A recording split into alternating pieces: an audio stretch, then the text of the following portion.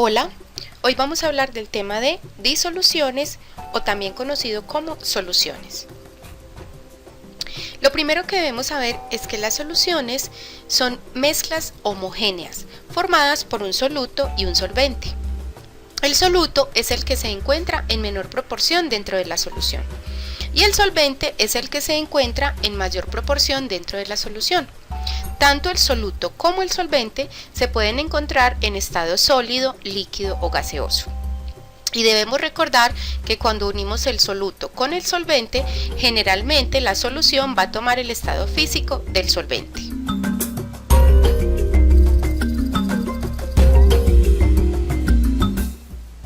Ahora vamos a recordar qué es una mezcla homogénea y una mezcla heterogénea. Recordemos que la mezcla homogénea tiene una composición uniforme. ¿Esto qué significa? Que todo el soluto se encuentra distribuido de manera uniforme durante toda la solución, a diferencia de la mezcla heterogénea que tiene una composición irregular. Esto quiere decir que el soluto se puede encontrar en mayor cantidades en diferentes partes de la solución. Veamos un ejemplo más claro. Tenemos una colonia o loción. La colonia se encuentra compuesta por diferentes sustancias. Debemos identificar que la fragancia de la loción está distribuida de manera uniforme a lo largo de toda la solución, pues no tendría sentido que tuviera mayor concentración de fragancia en la parte final del frasco que en la parte inicial o viceversa. La diferencia con la mezcla heterogénea es que tiene una composición irregular. Si yo tomara un poco de esta mezcla, podría tener más cantidad de un tipo de semilla dentro de la muestra que acabo de tomar que en el resto del frasco o viceversa. Veamos ahora los tipos de disoluciones. Vamos a tomar la sustancia 1 como si fuera el soluto y la sustancia 2 como si fuera el solvente. Cuando unimos el soluto con el solvente y ambos se encuentran en estado gaseoso, vamos a tener como resultante una solución gaseosa. Cuando el soluto se encuentra en estado gaseoso y la sustancia 2, o sea el solvente, se encuentra en estado líquido, entonces vamos a tener una solución resultante en estado líquido. Cuando el soluto es un gas y el solvente es un sólido, entonces la solución resultante será un sólido. Cuando el soluto es un líquido y el solvente es un líquido, la solución será líquida. Cuando el soluto es sólido y el solvente es líquido, entonces la solución resultante será líquida. Y cuando el soluto es sólido y el solvente es sólido, entonces la solución resultante será sólida. Vamos a recordar que la solución toma el estado del solvente. Aquí tenemos varios ejemplos de cuando un soluto se mezcla con un solvente en diferentes estados.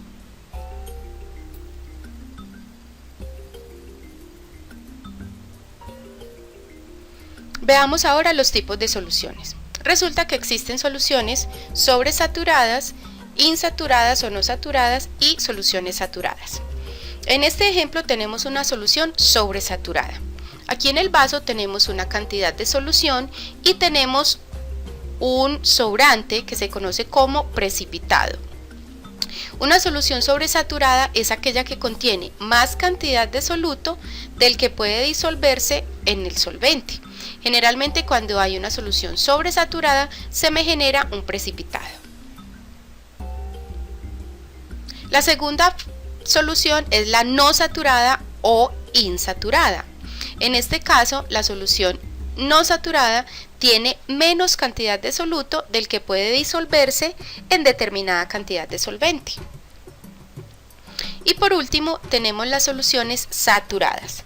En estas hay un equilibrio entre la cantidad de soluto y la cantidad de solvente que puede soportar para diluirse. Entonces, miremos. La solución saturada contiene la máxima cantidad de soluto que puede disolverse en un solvente.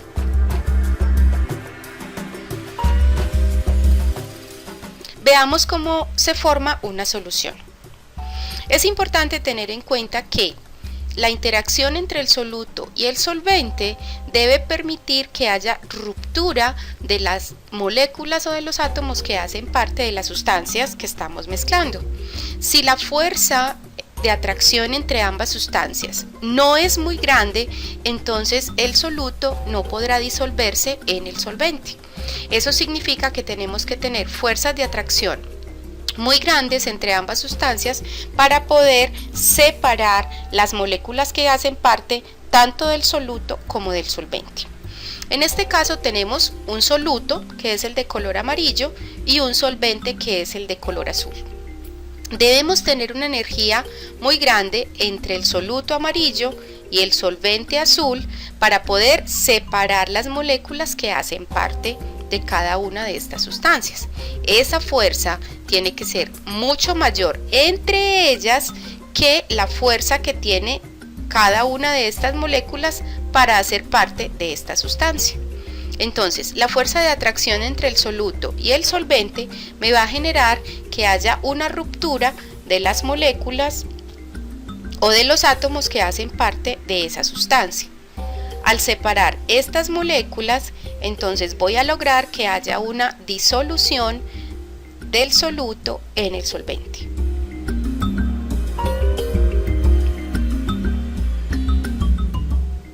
Es fundamental tener en cuenta que las sustancias polares se disuelven en sustancias polares y las sustancias no polares se disuelven en sustancias no polares. En química suele decirse que lo semejante disuelve lo semejante.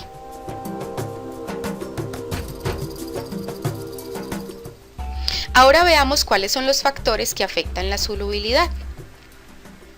El primero es la naturaleza del soluto y el solvente. Esto está relacionado con la polaridad o no polaridad de cada componente. Esto tiene que ver con lo que acabo de mencionar. Lo polar disuelve lo polar y lo no polar disuelve lo no polar. La temperatura es otro factor que afecta la solubilidad, sobre todo en líquidos y sólidos. A mayor temperatura, mayor solubilidad, excepto en los gases. Por el contrario, en los gases, el factor que me permite que haya mayor solubilidad es la presión. A mayor presión, mayor solubilidad. Esto no impacta mucho a los sólidos y a los líquidos. El estado de subdivisión de los sólidos tiene que ver con la forma en la que se encuentran fraccionadas las partículas de este sólido. Cuando se encuentran muy fraccionadas, pues se diluirá más fácil en la solución que cuando se encuentra entero. Ahora pasemos a lo que significan los electrolitos y no electrolitos. Los solutos pueden clasificarse según su capacidad para conducir la electricidad o la corriente eléctrica. Debemos recordar que los electrolitos se disocian en agua, es decir, se separan y forman iones, es decir, partículas con carga positiva o con carga negativa, y estos conducen la electricidad. Y los no electrolitos se separan en forma de moléculas. Estos no electrolitos, como su nombre lo indica, no conducen la electricidad. Un ejemplo de ellos es el azúcar. Veamos en la siguiente tabla cuáles son sustancias electrolitos y cuáles son no electrolitos.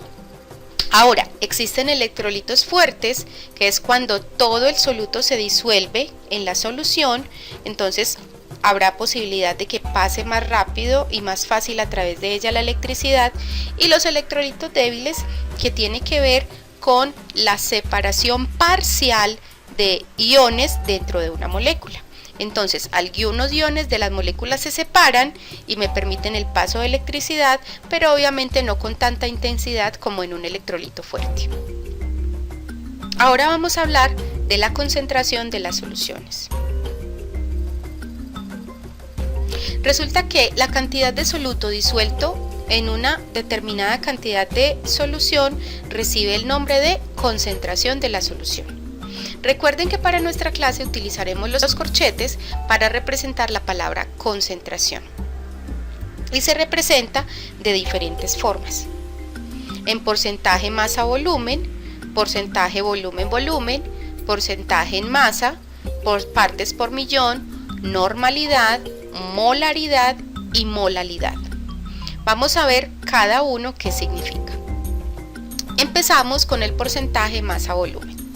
Se entiende como porcentaje masa-volumen la masa de soluto disuelta en 100 mililitros de solución. Esto es muy importante recordarlo. Siempre lo vamos a calcular con los mililitros de la solución. Tanto la masa del soluto como el volumen se expresan en gramos y mililitros. Ahora veamos un ejemplo. ¿Cuál es el porcentaje masa-volumen de una solución que contiene 20 gramos de hidróxido de sodio en 250 mililitros de solución? Aquí es muy sencillo. Aplicamos la fórmula de porcentaje masa-volumen y simplemente reemplazamos los datos. Los 20 gramos de hidróxido de sodio los ubicamos en la parte superior porque estamos hablando de la masa del soluto. Y el volumen de la solución nos lo dan en el ejercicio, 250 mililitros de solución. Ese valor lo colocamos en la parte de abajo. Lo multiplicamos por 100 y eso será el porcentaje en masa-volumen.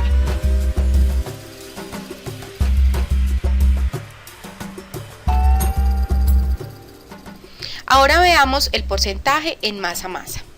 Esto me está indicando que tanto las unidades del soluto como las unidades de la solución me las están dando en unidades de masa, es decir, en gramos.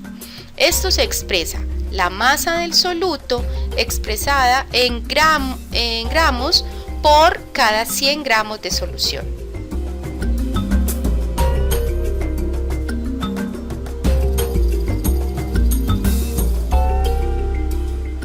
Debemos recordar que para calcular la masa de la solución se suma la masa del soluto y la masa del solvente.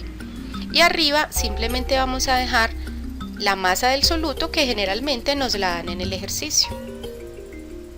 Veamos un ejemplo. Para preparar una solución se mezclan 30 gramos de cloruro de potasio con 50 gramos de agua. Debemos determinar el porcentaje en masa de la solución. Entonces veamos cada uno de los datos. Tenemos 30 gramos de KCl, ese sería el soluto, y 50 gramos de agua sería el solvente. Entonces, para calcularlo con nuestra fórmula masa-masa, tenemos que 30 gramos del soluto sobre todos los gramos de la solución. ¿Cómo calculo los gramos de la solución? Sumo los 50 gramos de agua más los 30 gramos del cloruro de potasio. En este caso me darán 80 gramos de solución.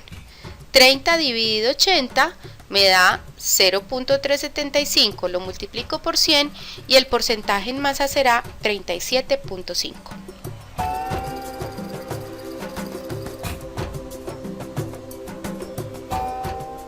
Continuamos con el porcentaje en volumen.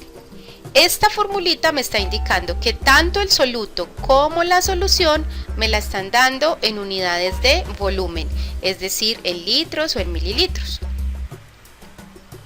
Para la fórmula de volumen, tanto los mililitros como la solución, el soluto como la solución se representan en mililitros. Veamos el ejemplo.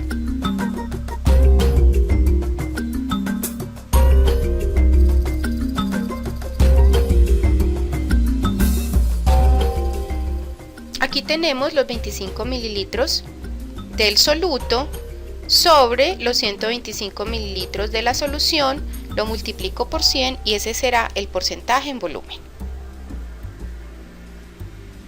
Ahora veamos este ejercicio.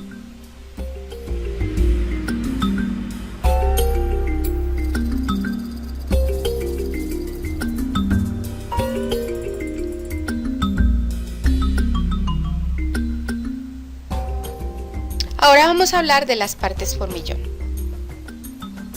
Las partes por millón me miden las partes de soluto que se encuentran en 1.000.000 de partes de solución.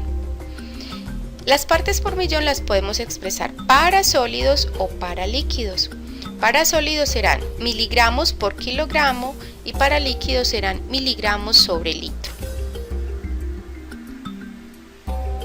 Siempre debemos tener muy en cuenta las unidades de medida en las que me están dando los datos para saber si se calcula sobre miligramos por kilo o sobre miligramos por litro.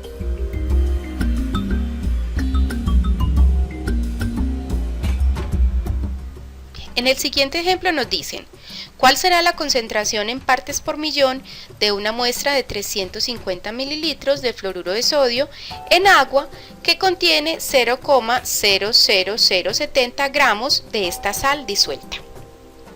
Vamos a recordar en la diapositiva anterior que nos hablan de miligramos sobre kilo o de miligramos sobre litro.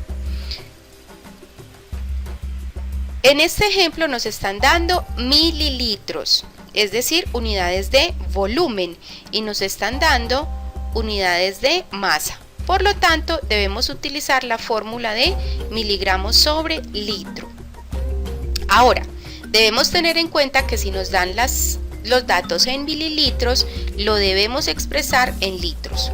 Por lo tanto, utilizamos el factor de conversión. Me dan gramos, lo paso a miligramos, me dan mililitros, lo paso a litros. Cuando ya tengo estos dos datos, simplemente voy a la fórmula y reemplazo los gramos del fluoruro de sodio sobre los litros de la solución y me dan 2 partes por millón.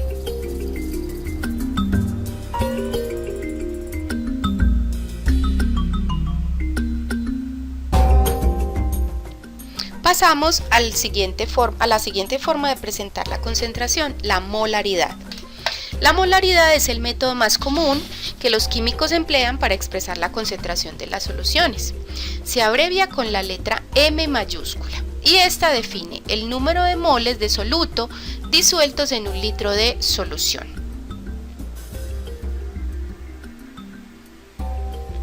Vamos a mirar cómo funciona. Recordemos que esta N me indica moles de soluto sobre litros de solución.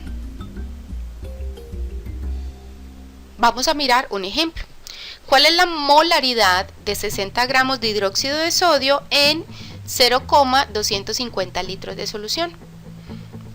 Resulta que en este ejercicio me están dando los gramos de hidróxido de sodio y me están dando los litros de la solución.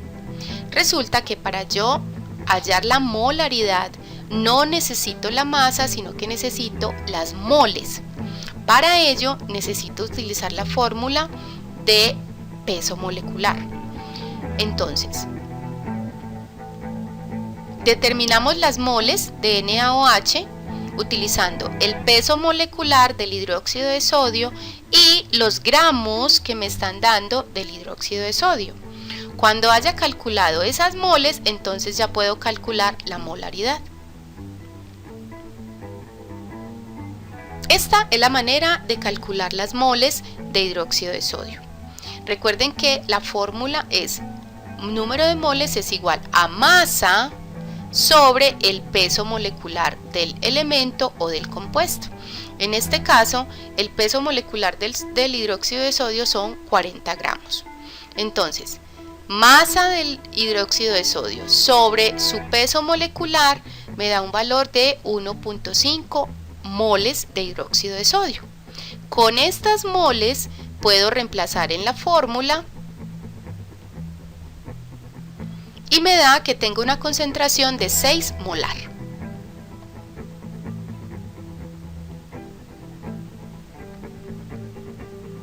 Vamos a mirar este ejercicio.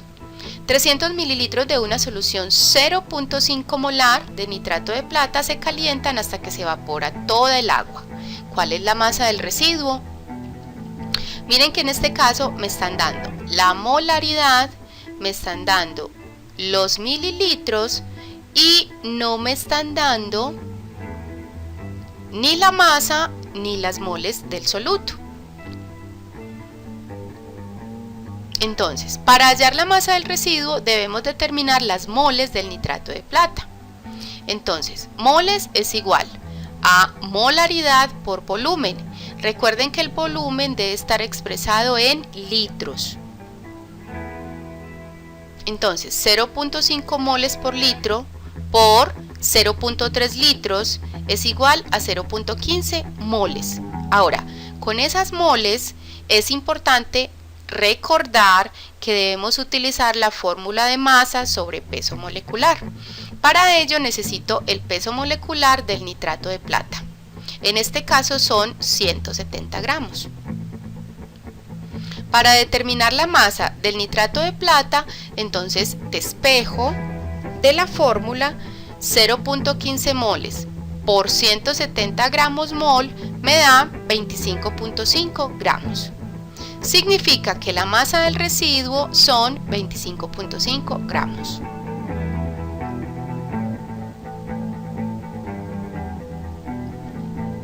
Veamos ahora la molalidad. Esta, a diferencia de la anterior, me está hablando de solvente, moles de soluto en 1 kilogramo de solvente.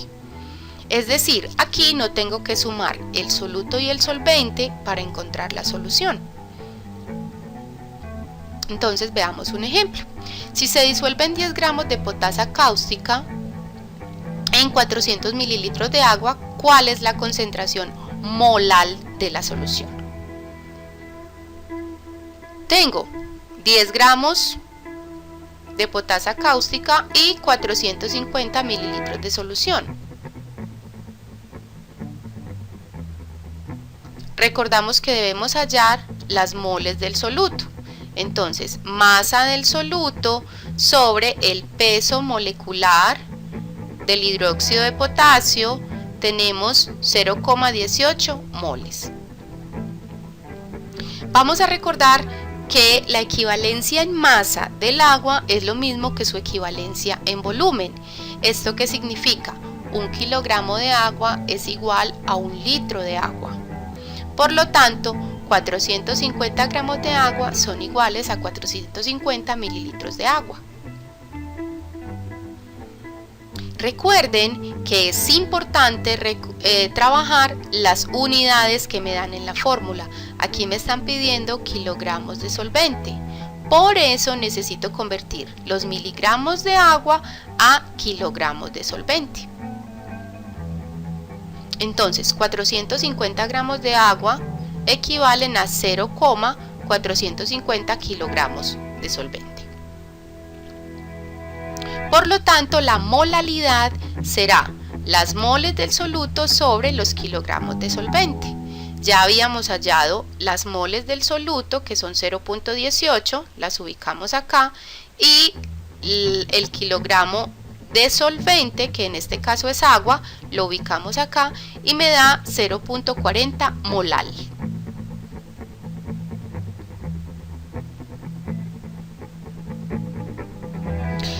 Vamos a hablar ahora de la normalidad. Se simboliza con N mayúscula y relaciona el número de equivalentes gramo de un soluto con la cantidad de la solución expresada en litros. El concepto de equivalente gramo o equivalente químico ha sido desarrollado especialmente para referirse a ácidos y bases. Así, un equivalente gramo es la masa de sustancia, ya sea ácido o base, capaz de producir una mol de iones OH- o una mol de iones de H+. Entonces, la fórmula de normalidad se calcula con el número de equivalentes gramo de soluto sobre volumen de la solución.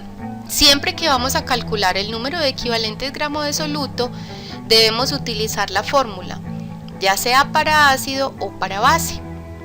El número de equivalentes gramo del ácido se calcula con el peso mol del ácido dividido el número de H+ producidos. Y el número de equivalentes gramos de la base se calcula con el peso mol de la base sobre el número de OH producidos. Veamos un ejemplo. Hallar la normalidad de una solución de 3.5 gramos de ácido sulfúrico en 1500 mililitros de solución cuando se ceden sus dos H+. Para ello, primero debemos hallar los equivalentes gramos.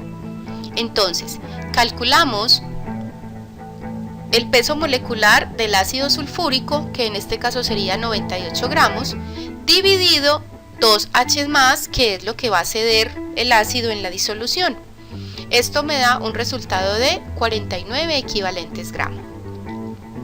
Pero no me puedo quedar con este dato, porque me están diciendo que tengo 3.5 gramos de H2SO4. Estos 49 equivalentes gramos debo saber a cuánto me corresponden de los 3.5 gramos que me dan del ácido. Entonces me dicen que un equivalente gramo de ácido sulfúrico tiene una masa de 49 gramos.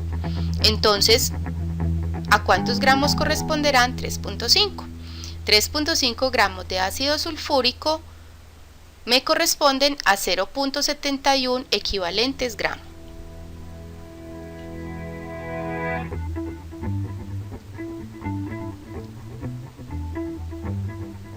Recordemos que siempre debemos pasar los datos que me dan a las unidades que me pide la fórmula que estoy utilizando. En este caso, en la normalidad, la solución se expresa en litros. Por lo tanto, el volumen que me dan en el ejercicio debo cambiarlo o debo convertirlo de mililitros a litros. Esto significa que en esta solución tengo 1.5 litros de la solución.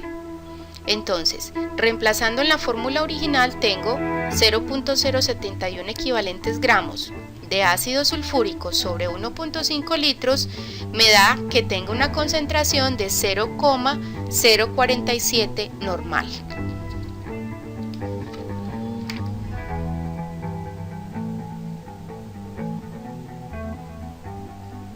Si quieres saber más sobre el tema, puedes visitar o puedes revisar estos dos libros. Que tengas un feliz día. Hasta pronto.